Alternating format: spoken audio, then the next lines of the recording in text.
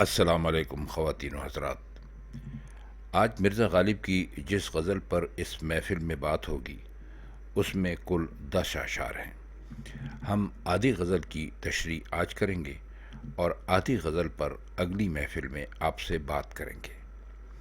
اس کا پہلا شعر ہے: جس جا نسیم شانہ کشے زلف یار ہے، نافے دماغ آہوئے دشت تتار ہے. آپ کو یقیناً مشکل لگا ہوگا یہ شعر، لیکن ابھی ہم اس کے مشکل الفاظ کی معنی آپ کو بتلائیں گے تو آپ کو سمجھنے میں انشاءاللہ ضرور سہولت ہو جائے گی. اس کا پہلا مصرع ہے: جس جا نسیم. جا کہتے ہیں جگہ کو، نسیم کہتے ہیں ہوا کو، شانہ کہتے ہیں کندھے کو. اور شانہ کشے کا مطلب یہ ہے، شانہ کشے زلف یار، آپ سب اکٹھا سمجھیے. زلف یار تو محبوب کی زلفیں یا محبوب کے بال ہو گئے، اور شانہ کشے زلف یار یعنی کنگھی کرنا یا کنگھی ہونا. دوسرے مصرے میں آپ نے لفظ دیکھا ہوگا نافے. اس کی تھوڑی سی تفصیل ہم آپ کو ضرور بتلائیں گے. نافے اس یا نافع اس منجمد یا جمے ہوئے خون کو کہتے ہیں جو ہرن کے شکار کے بعد اس کی ناف میں جم جاتا ہے. یہ ایک روایت ہے جس کے مطابق اس کا یوں مطلب کیا جا سکتا ہے. تو عام دستور یہی ہے کہ اس کا شکار کرتے وقت ہرن کی جو ناف ہوتی ہے اس کو پکڑ کر اس پر ڈور باندھ دیتے ہیں، یعنی اس کو ایک ڈوری سے کس کر باندھ دیتے ہیں تاکہ خون وہاں سے پھیلنے نہ پائے اور ایک جگہ جمع ہو کر رہ جائے. اب اس نافے کا کیوں یہ سارا کچھ کیا جاتا ہے؟ اس لیے کہ اس کی خوشبو کے بارے میں یہ مشہور ہے کہ اس کی خوشبو بہت ہی اعلیٰ ہوتی ہے، یعنی اس سے بہتر خوشبو اور کوئی دوسری ہوتی نہیں ہے. تو یہ سارا جتن اس لیے کیا جاتا ہے کہ کسی طرح وہ خوشبو حاصل کی جائے جو کہ ہرن کی ناف میں موجود ہوتی ہے. آہو ہرن کو کہتے ہیں، دشت کہتے ہیں جنگل کو، اور تتار.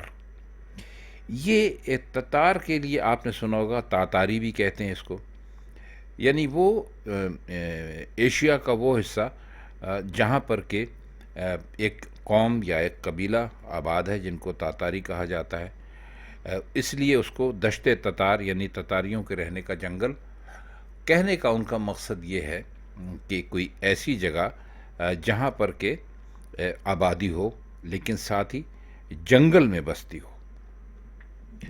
اب جب خون نہ پھیلنے والی بات کی گئی اور ایک جگہ اس کو جمع کیا گیا تو اس کے بعد کیا ہوا؟ اس کے بعد وہ فرماتے ہیں کہ جب نسیم نے زلف یار میں شانہ کشی شروع کی. اب نسیم زلف یار میں شانہ کشی کیسے کر رہی ہے؟ فرماتے ہیں کہ جب ہوا چلی اور ہوا سے محبوب کی زلفیں بکھر گئیں. آپ نے دیکھا ہوگا کہ جب خواتین اپنے بالوں میں کنگھی کرتی ہیں تو اس کے لیے ان کو اپنے بال بکھیرنا پڑتے ہیں. ایسا تو کبھی نہیں ہوتا کہ بندھے ہوئے بالوں میں کنگھی کر لی جائے، کنگھی کرنے کے بعد ہی ہمیشہ بال باندھے جاتے ہیں. تو فرماتے یہ ہیں کہ ہمارے جب محبوب کی زلفوں کو ہوا نے چھیڑا تو اس کی خوشبو لے کر وہ روانہ ہوئی اور دشت تتار بھی پہنچ گئی، یعنی بہت دور تک چلی گئی. اور نتیجہ یہ نکلا کہ اس کی ناف کی بجائے دماغ نافے بن گیا. کہا نا نافے دماغ آہوئے دشت تتار ہے. اب اگر آپ اس کے ایک دوسرے معنی کرنے کی کوشش کریں تو مرزا غالب یہ فرماتے ہیں کہ یہ جو ہرن کے بارے میں ہم نے آپ کو ابھی تفصیل بتائی ہے کہ کیسے اس کو شکار کرتے ہیں اور اس کی ناف کو پکڑ کر اس پر ڈور باندھ دیتے ہیں تاکہ خون وہاں سے پھیلنے نہ پائے اور ایک جگہ جمع ہو جائے. وہ فرماتے یہ ہیں کہ اس سارے کے پیچھے تو دراصل ہمارے محبوب کی زلفوں کی جو خوشبو ہے یہ اس کا کھیل ہے. یعنی ہمارے محبوب کی زلفوں کی خوشبو ہی کسی ہرن کے نافے کو اس قدر خوشبودار بنا دیتی ہے۔ اور نافع دماغ آہوئے دشت تتار ہے، ان کا مطلب یہ ہے کہ جو نافع ہے اس کی جو اصلیت ہے وہ ہمارے محبوب کی زلفوں کی خوشبو سے نکلی ہوئی ہے۔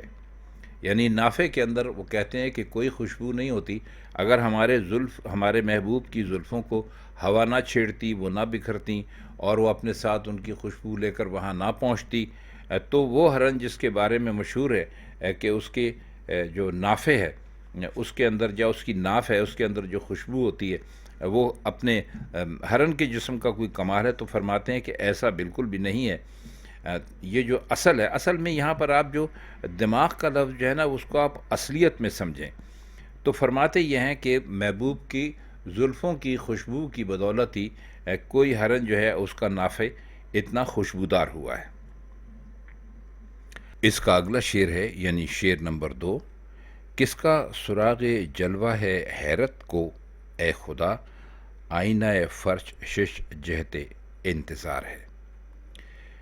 اس میں لفظ ہے سراغ۔ سراغ کا مطلب ہوتا ہے کسی چیز کا پا لینا، کسی بھید کا کھل جانا۔ جلوہ کہتے ہیں کسی چیز کا سامنے آ جانا۔ آئینہ آپ کو پتہ ہے، فرش بھی آپ جانتے ہیں۔ شش کا مطلب ہوتا ہے 6، اور جہت کا مطلب ہوتا ہے طرف یا سمت۔ تو شش جہت کیا ہوا؟ 6 طرفیں، یعنی 6 سمتیں۔ آپ جانتے ہیں کہ ہم اکثر بیشتر استعمال کرتے ہیں، اور ویسے بھی انسان کے سامنے 6 طرفیں ہوتی ہیں، یعنی ایک دائیں، ایک بائیں، ایک اوپر، ایک نیچے، اور ایک آگے اور ایک پیچھے، تو یہ کل 6 ہوتی ہیں۔ اب مرزا اس شعر میں کہنا کیا چاہتے ہیں؟ اس شعر کو آپ یوں سمجھ لیجئے کہ یہ شعر اگر آپ چاہیں تو اس کو عشق حقیقی کی طرف لے جا سکتے ہیں۔ کہتے ہیں کہ یہ حیرت کس کے جلوے کا کھوج لگا رہی ہے کہ صورت یہ پیدا ہو گئی ہے۔ یعنی حیرت سے مطلب یہ کہ جو کچھ انسان دنیا میں دیکھتا ہے، روز نئی سے نئی چیزیں اس کے سامنے آتی ہیں، چونکہ اس کو ان کا بھید معلوم نہیں ہوتا، وہ ان کی اصلیت کے بارے میں نہیں جانتا، تو وہ ایک طرح سے حیرت کے عالم میں ڈوبا رہتا ہے۔ یہ عام بات ہے کہ آپ کے سامنے اگر کوئی ایسی چیز آ جائے، کوئی انہونی سی چیز آ جائے، کوئی عجیب و غریب چیز آ جائے، تو آپ حیران رہ جاتے ہیں، اور آپ کہتے بھی ہیں کہ میں فلاں چیز کو دیکھا تو میں حیران رہ گیا۔ تو فرماتے ہیں کہ اس دنیا میں جہاں پر انسان رہتا ہے اس کے لیے قدم قدم پر حیرت کا سامان موجود ہے۔ مثلا آپ کے حیرت کے لیے یہ بات بھی ہے کہ قوس قزح ہوتی ہے، بارش کے بعد آسمان پر ایک کمان بن جاتی ہے۔ انسان کی حیرت کے لیے یہ بات بھی کافی ہے کہ زمین سے ایک چھوٹا سا جو بیج آپ لگاتے ہیں وہ ایک بہت ہی بڑے تناور درخت میں تبدیل ہو جاتا ہے۔ تو ایسی بہت ساری چیزیں ہوتی رہتی ہیں، کچھ تو ہو چکی ہے جن کے بارے میں انسان جانتا ہے، کچھ اپنے جلوے میں چھپی ہوئی ہیں، یعنی ان کے بارے میں انسان ابھی جانتا نہیں ہے، لیکن جب ان میں سے کوئی چیز انسان کے سامنے آ جاتی ہے تو وہ حیرت زدہ رہ جاتا ہے۔ اب یہی کہہ رہے ہیں کہ حیرت کس کے جلوے کا کھوج لگا رہی ہے کہ صورت یہ پیدا ہوگی کہ اگر انتظار کو، فرماتے ہیں کہ ایک ایسی دنیا فرض کر لیں جس کی طرفیں جیسے عالم امکان میں ہے جس میں ہم رہتے ہیں، جیسا ابھی آپ کو بتایا کہ 6 ہوں، یعنی پورب، پچھم، اتر، دکھن، اوپر نیچے وغیرہ، تو اس کے فرش پر آئینہ ہی آئینہ بچھا ہوا ہے۔ گویا وہ جو فرش ہے وہ بذات خود سراسر آئینہ ہے۔ اب آئینہ ایک طرف حیرت کا مظہر ہے اور دوسری طرف انتظار کا۔ ایک استاد یہ بھی فرماتے ہیں کہ دنیا کو دیکھنے ہی سے معلوم ہوتا ہے کہ ابھی کسی چیز کی کمی ہے، اور یہ 6 جہات ہیں یہ ابھی تیار ہو رہے ہیں اور انتظار کر رہے ہیں۔ اب اس کو اگر آپ دوسرے معنوں میں لے کر جائیں تو آپ کو بڑی حیرت ہوگی کہ مرزا غالب نے اس شعر میں ایک بہت بڑی حقیقت بیان کی ہے، اور وہ حقیقت یہ ہے کہ وہ فرماتے یہ ہیں کہ اس میں تو کوئی شبہ نہیں کہ جس طرح ابھی انسانیت کی تکمیل باقی ہے، تو اسی طرح اس دنیا کی تکمیل کا بھی انتظار ہے، یعنی اب اس دنیا میں کیا نیا ہونے والا ہے، یا کون سا انسان کون سا نیا کام کرنے والا ہے. تو اس کی جو ایک کیفیت ہے وہ لہجہ بہ لہجہ بدلتی جا رہی ہے. تو دنیا کے بارے میں وہ فرماتے یہ ہیں کہ یہ 6 سمتیں تو ہیں جن کے بارے میں انسان کو علم ہے کہ بھائی دائیں بائیں اور اوپر نیچے آگے پیچھے. لیکن فرماتے یہ ہیں کہ اس کے علاوہ بھی اور سمتیں ہیں جو ان جو عالم امکان کی یہ سمتیں ہیں جو ہمیں دکھائی دے رہی ہیں، اس کے علاوہ بھی اور سمتیں ہیں. تو انسان جو ہے ابھی اس کا انتظار کر رہا ہے. یعنی جیسے شعر میں کہا گیا ہے کہ آئینہ فرش جہت انتظار ہے، تو وہ یہ کہتے ہیں کہ اب کون سا ایک ایسا جلوہ ہے جس کا سراغ لگنا باقی ہے، یا جس کی حقیقت سامنے آنے کو ہے. تو سوال بھی انہوں نے خدا سے کہا ہے. تو فرماتے یہ ہیں کہ اس قدر دنیا میں اور انسانوں میں اس قدر عجیب و غریب کام ہو رہے ہیں، عجیب و غریب یعنی دریافتیں ہو رہی ہیں. روز نئی سے نئی چیز سامنے آتی ہے انسان کے. اپنے آپ نے دنیا میں دیکھ لیجئے، ہم اور آپ جس ذریعے سے مخاطب ہیں انٹرنیٹ کے ذریعے سے، اس کے بارے میں کوئی کیا سوچ سکتا تھا 40-50 سال پہلے کہ ایسا بھی ہوگا کہ ہم دنیا کے اس کونے میں بیٹھے ہیں اور آپ امریکہ، یورپ میں، ہندوستان میں کہیں بھی بیٹھے ہیں اور ہم آپ سے گفتگو کر رہے ہیں اور آپ ہمیں جواب بھی دے رہے ہیں. تو یہ بھی کہتے ہیں کہ جو جہتیں ہیں ان سے کوئی جو سمتیں ہیں، جو طرفیں ہیں، تو ان سے بھی کوئی الگ چیز ہے. تو کہتے ہیں کہ اب یہ سمجھ میں نہیں آتا کہ ان کے علاوہ اور کون سی چیز ہے. تو کہتے ہیں کہ بس یہ ہے کہ اس جلوے کے ہمیں انتظار میں ہیں. دنیا میں روز نئے سے نئی چیزیں ہو رہی ہیں، تو ہو سکتا ہے کہ کسی دن کوئی 7ویں یا 8ویں سمت بھی انسان دریافت کر لے. اس کا شعر نمبر 3 ہے ذرہ ذرہ تنگی جا سے غبار شوق، گردام یہ ہے وسعت صحرا شکار ہے. ذرہ ذرہ آپ جانتے ہیں کس سے کہتے ہیں. جا کا مطلب یہ بھی ہم آپ کو بتلا چکے ہیں. تنگی جا کا مطلب ہے جگہ کا کم ہونا. اب غبار شوق کا مطلب ہے، غبار تو کہتے ہیں دھول کا یا مٹی کا اڑنا، اور شوق آپ عشق کو کہہ سکتے ہیں، محبت کو کہہ سکتے ہیں. دام کہتے ہیں جال کو، وسعت کہتے ہیں بہت زیادہ پھیلاؤ کو یا پھیلی ہوئی چیز کو، اور صحرا آپ جانتے ہیں کسے کہتے ہیں. صحرا کہتے ہیں ایک لک و دک میدان کو جس کے اندر ریت ہو یا مٹی ہو یا کیا کیا چیزیں ہوں. اب یہ کہا گیا ہے، یہ شعر جو ہے یہ کہ آپ یوں سمجھ لی کہ ایک عاشق کے لیے یہ شعر مرزا غالب نے کہا ہے. فرماتے ہیں کہ میرے دل میں خاک اڑانے کا جو شوق ہے وہ بہت زیادہ بڑھ گیا ہے. اب یہ بات آپ کے پیش نظر رہنا بہت ضروری ہے کہ خاک کوئی یوں ہی تو نہیں اڑایا کرتا. خاک عموماً کہا جاتا ہے کہ وہ لوگ اڑاتے ہیں جو دیوانے ہوتے ہیں، پاگل ہوتے ہیں، سودائی ہوتے ہیں. اور یہ مرزا اپنے کئی شعروں میں، کئی غزلوں میں بیان بھی فرما چکے ہیں کہ دیوانگی جو ہے وہ صرف عاشقوں کے حصے میں آتی ہے. تو وہ اپنے آپ کو ایک عاشق اس وقت کہتے ہوئے کہہ رہے ہیں کہ میرے دل میں یہ جو خاک اڑانے کا جو شوق ہے یہ بہت زیادہ ہے. لیکن فرماتے یہ ہیں کہ یہ جو صحرا ہے جس کے اندر کہ میں خاک اڑانے کی چلا ہوں، اس کی یہ تنگ ہے، اس کے باعث یہ پوری طرح ظاہر نہیں ہو سکا، اور بالکل یوں سمجھ لیجئے کہ پستے پستے ذرہ ذرہ ہو گیا. اب خواتین حضرات، اس میں جو ایک چھپی ہوئی بات ہے جس پر ہمیں غور کرنے کی ضرورت ہے مرزا غالب کے اس شعر کے حوالے سے، وہ یہ ہے کہ آپ نے دیکھا ہوگا کہ بعض اوقات انسان کا جنون اتنا زیادہ بڑھ جاتا ہے کچھ بھی پا لینے کو، کچھ بھی کر لینے کو، کہ اسے اپنا مقصد چھوٹا لگنے لگتا ہے.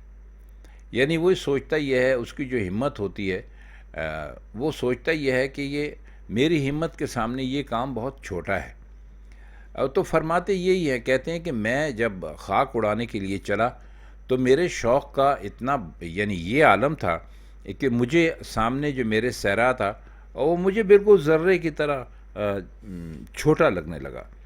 تو ظاہر ہے کہ صحرا کی جو وسعت ہے، جو اس کی لمبائی چوڑائی ہے، وہ تو اس جال میں آ جائے گی، لیکن میرے شوق کی تسکین کا سامان کیا ہوگا؟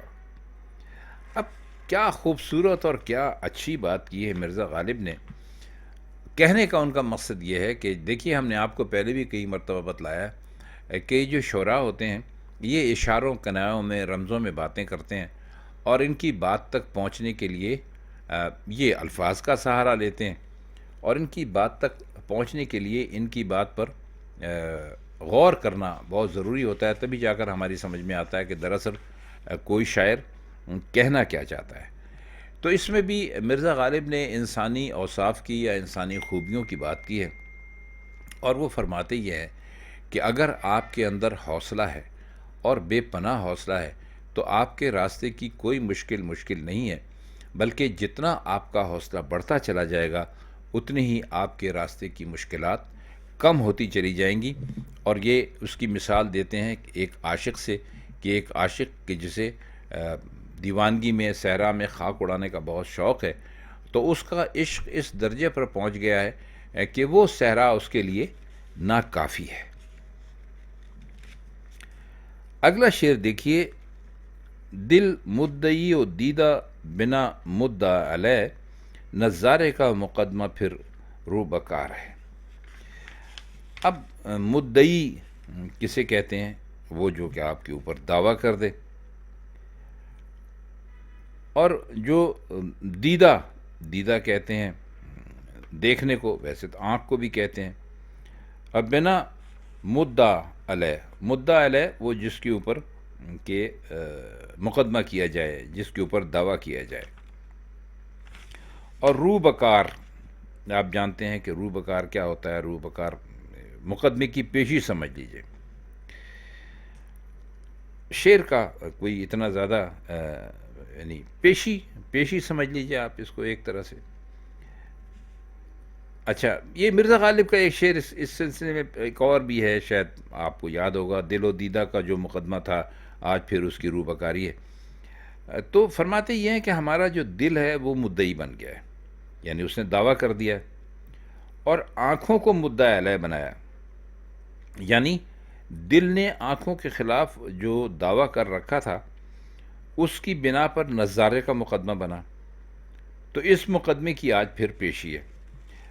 ایک یوں سمجھ لیجئے کہ ایک نیم مزاحیہ سے انداز میں ایک عاشق کی اور اس کے دل کی اور اس کی آنکھوں کی کے بارے میں بات کی ہے، لیکن اس سب کا جو سبب قرار دیتے ہیں وہ نظارے کو دیکھتے ہیں. ظاہر ہے کہ دل نے پہلے ان کو دیکھا، آنکھوں نے پہلے دیکھا محبوب کو، اور اس کے بعد ان کے اوپر دل آ گیا. اور جب دل آ گیا تو اس کا جو سب سے زیادہ ذمہ داری ہوئی نظارے کے اوپر، کیونکہ دیکھنا ہی تھا، وہیں سے سارا سلسلہ شروع ہوا. تو آج ہماری پھر ان کے سامنے پیشی ہے. تو غالب کا جو ایک اپنا مخصوص انداز ہے جو فلسفے کا، وہ آپ سمجھ لیجیے کہ اس شعر میں کوئی خاص انداز سے دکھائی نہیں دیتا. اگلا شعر دیکھیے: چھڑکے ہے شبنم آئینہ برگے گل پر آب، اے اندلیب وقت ودائے بہار ہے. اس میں شبنم آپ جانتے ہیں کسے کہتے ہیں؟ اوس کو کہتے ہیں. آئینہ جب چمکتی ہے اس کو آئینہ انہوں نے کہا ہے. برگ گل یعنی پھول کی پتی، آب یعنی پانی، اندلیب بلبل، وقت ودا رخصت کا وقت، وقت ودائے بہار وہ وقت جب کہ بہار جا رہی ہو. اب فرماتے یہ ہیں کہ پھول کی پنکھڑی کے آئینے پر شبنم پانی چھڑک رہی ہے. آپ جانتے ہیں ساری رات شبنم پڑتی ہے. جب آپ صبح اٹھتے ہیں سو کے تو اکثر آپ کو پھولوں کے اوپر جو ان کی پنکھڑیاں ہوتی ہیں جو ان کے اوپر آپ کو شبنم دکھائی دیتی ہے پڑی ہوئی. تو یعنی جو برگ گل ہوتا ہے شبنم اس کے اوپر آپ کو پڑی ہوئی دکھائی دیتی ہے. تو وہ بلبل سے مخاطب ہیں اور فرماتے ہیں کہ بلبل یہ کیفیت دیکھ لے اور سمجھ لے کہ بہار کے رخصت ہونے کا وقت قریب آ گیا ہے. اب یہ بڑی عام سی بات ہے، آپ کو علمی ہوگا کہ بہار کی رخصت اور خزاں کی آمد عموماً اس وقت شروع ہوتی ہے جب ذرا موسم میں ٹھنڈک ہو جاتی ہے، خنکی ہو جاتی ہے، تو اس وقت شبنم زیادہ مقدار میں گرنے لگتی ہے۔ آپ نے دیکھا ہوگا اکثر لوگ یہ کہتے ہیں کہ بھائی شبنم میں نہ بیٹھو، ٹھنڈ لگ جائے گی، زکام ہو جائے گا، طبیعت خراب ہو جائے گی وغیرہ۔ تو اس کی وجہ یہ ہے کہ جو شبنم بہار کے وقت میں ہوتا ہے، جب موسم میں تھوڑی سا خنکی آ جاتی ہے تو وہ زیادہ گرتی ہے، تو اس کی وجہ سے مرزا فرماتے ہیں کہ زیادہ گرتی ہے بھائی، تو وہ زیادہ پانی کی جو ہے وہ ہمیں اس کے اوپر زیادہ دکھائی دینے لگتا ہے۔ اس شعر میں ایک بہت مزے کی بات ہے جس پر آپ غور کریں تو آپ کو پتہ چلے گا کہ جو پانی یا شبنم کا پھولوں پر گرنا بتایا ہے، وہ آپ اس کو، اور اس کے بعد انہوں نے جو وداع بہار کا یعنی رخصت کرنے کا ہے، تو اس سے آپ یہ مطلب ہی لے سکتے ہیں کہ جب آپ کسی سے رخصت ہونے لگتے ہیں، گلے ملنے لگتے ہیں، تو آپ اکثر آپ کو دور جانا ہوتا ہے، بہت عرصے کے بعد دوبارہ ملاقات ہونے کے کا امکان ہوتا ہے، تو آپ کی آنکھوں میں آنسو آ جاتے ہیں۔ تو یہ ساری چیزیں مرزا غالب نے اس شعر میں جمع کر دی ہیں۔ تو ان کا کہنے کا مطلب یہ ہے کہ بھئی آپ پیاروں کا دور جانا ایسے ہی ہے جیسے کہ آپ بہار سے رخصت ہو رہے ہیں، اور جب بہار سے آپ رخصت ہو رہے ہوتے ہیں تو اس زمانے میں پھولوں کے اوپر شبنم بہت زیادہ گرنے لگتی ہے، تو اس کو رونے سے انہوں نے تشبیہ دی ہے۔ تو اس طرح یہ شعر بہت مزے کا ہے۔ آپ اس کو جو ہم نے آپ کو بتایا اس کی روشنی میں آپ اس کو بار بار سنیں گے تو آپ کو بہت ہی لطف آئے گا۔ تو خواتین حضرات، یہ اس کے شروع کے یعنی پہلے حصے کے 5 اشعار تھے جن کے مشکل الفاظ کے معنی اور جن کی کچھ تشریح کرنے کی ہم نے کوشش کی۔ امید ہے کہ اب ان ہماری گزارشات کی روشنی میں یہ اشعار آپ کی سمجھ میں آ گئے ہوں گے، اور اگر آ گئے ہوں گے تو ہمیں بہت خوشی ہوگی۔ تو آج کے لیے بس اتنے ہی، انشاءاللہ اس کے دوسرے حصے کے ساتھ آپ کی خدمت میں پھر حاضر ہوں گے۔ تب تک کے لیے ہم چاہتے ہیں آپ سے اجازت۔ خدا حافظ۔